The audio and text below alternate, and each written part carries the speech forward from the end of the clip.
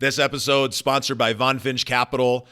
And if you're interested in investing in the same type of real assets that I personally invest in, that so many of the wealthiest families and richest companies have been involved in for decades, then I invite you to head over to vonfinch.com/call and schedule an introductory call so you can start getting involved in these same type of offerings. These are large institutional, multifamily, and commercial real estate offerings that offer a great cash flow, a great back end, and you get to take advantage of tax benefits that are rarely available in any other type of investment. So I invite you to register, go to vonfinch.com/call, schedule a few minutes with a member of my team or myself, and we look forward to getting you involved.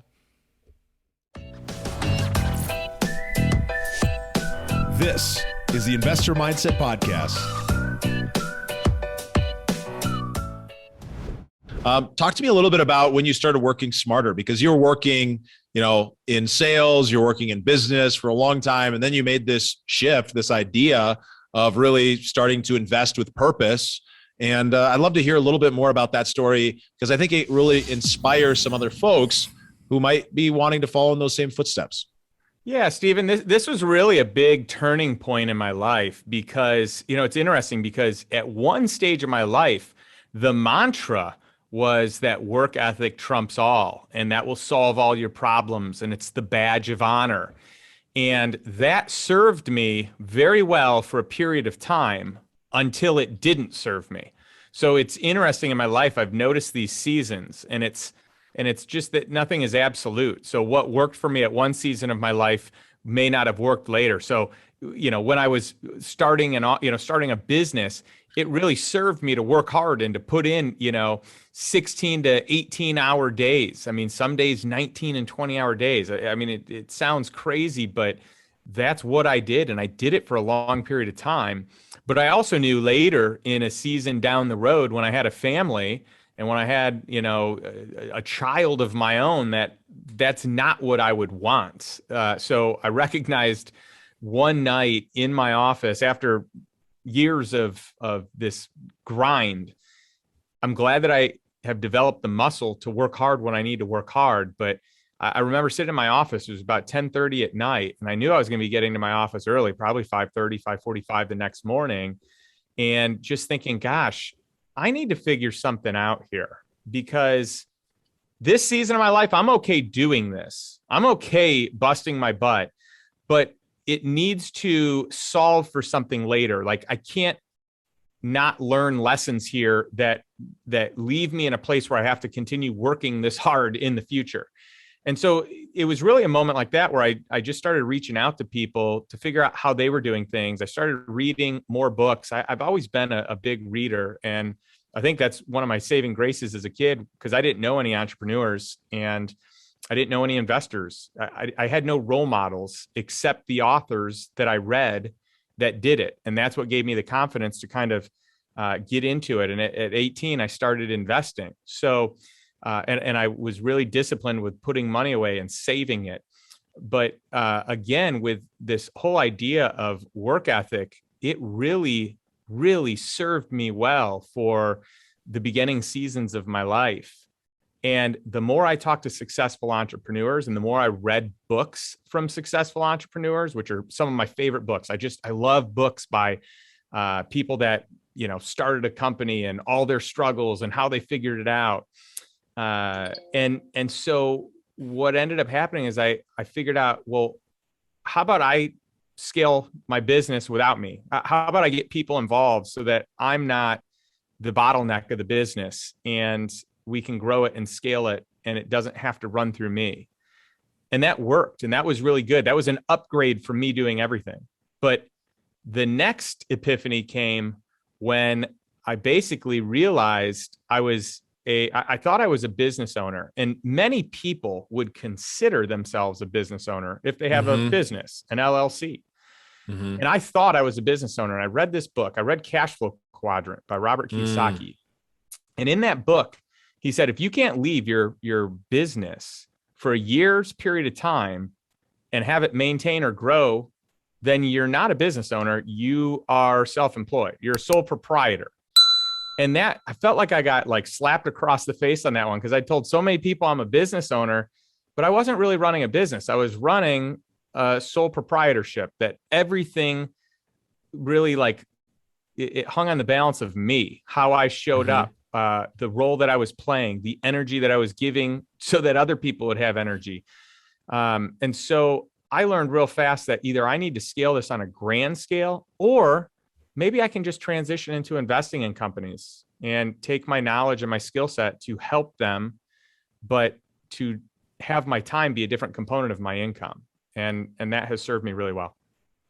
It's a big transition to go from being the hustler, the self-employed business owner that is driving and grinding and doing these things, to being somebody who is able to step into that next quadrant.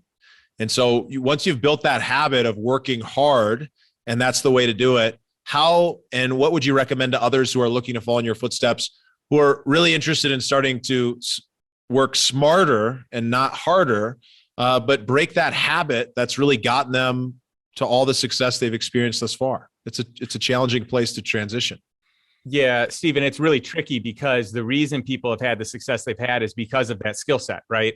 So to then say, hey, we're going to throw this out the window and do something different, it's scary because that's what got you to where you are. But there's a ceiling to it, right? Especially if it's based on work ethic, because there's only so hard a person can work. And so you might get a certain level of success. You raised the bar, but you're not going to get to that next level with that same program. It's just like companies that scale. They scaled on one protocol and they're going to cap out unless they kind of retool the protocols to be able to give them the ability to have that greater scale and move to the next plateau that will eventually happen. So I think it's recognizing first that there are multiple ways to get things done, and to empower people is huge. I just think it's smart to figure out what is the thing, or what are the things that generate the most revenue and thus the most profit for your business. And what if you just spent all your time on those things? Pareto's principle of 20% of the activities equals 80% of the results. Well, what if instead of trying to do so much, you just did those 20% and handed everything else off? And eventually, what if you could start training people to be able to take over that 20%? So I think it's baby steps. It's moving in that direction. It's not all at once. But I used to have this fear that I was better at most of the things in my business than anyone else. So if I were to hand it off to someone else, they were going to do worse. And that probably is true at the beginning. And with training or just the right people, you can get them better than you. Maybe you have some natural talents that are just better than you out of the gates. But if you take 5 different positions and they're 70% as good as you, those 5 positions add up to a heck of a lot more than you doing all 5 being the best at them. So I would take someone that's not as skilled as me, and then you can put them in 10 positions or 15 or 20. And eventually the more people you can build with and build around, the better. And I think that when your business can start becoming more, you can kind of divorce your time from your income. I think that's when life and business and investing gets exciting. Inside of a business operation, it takes a lot of time. And if you have the ability to not have all your eggs in one basket of one business, it probably makes sense to take some chips off the table and figure out how you can scale your net worth and your cash flow without your time dedicated to a single business. And that's when investing starts to make a lot of sense, right? And a lot of our clients are busy W-2, they're professionals, they're providers, they're healthcare workers, they're people in different positions within their business, and they're having this realization that they own, that it really owns them, that they don't have this freedom of time. Today's episode is sponsored by Von Finch Capital. If you're interested in investing alongside me in the same type of real estate opportunities that I personally invest in, then head over to Von Finch Capital and join their private investor network. You can do so at vonfinch.com/invest. Join me on that next deal, and I look forward to seeing you on the inside.